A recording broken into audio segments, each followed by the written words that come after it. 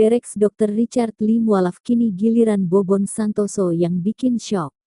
Kabar mualaf tersebut mencuat setelah video proses pengucapan syahadat dibacakan oleh Ustaz Dery Sulaiman. Ustaz Dery memandu selebgram Bobon Santoso mengucapkan kalimat syahadat di Masjid An-Nimah Citra Grand Cibubur. Dalam video yang dibagikan, terlihat jelas Ustaz Dery Sulaiman membimbing Bobon Santoso untuk mengucapkan kalimat syahadat sebagai bagian dari prosesi mualaf.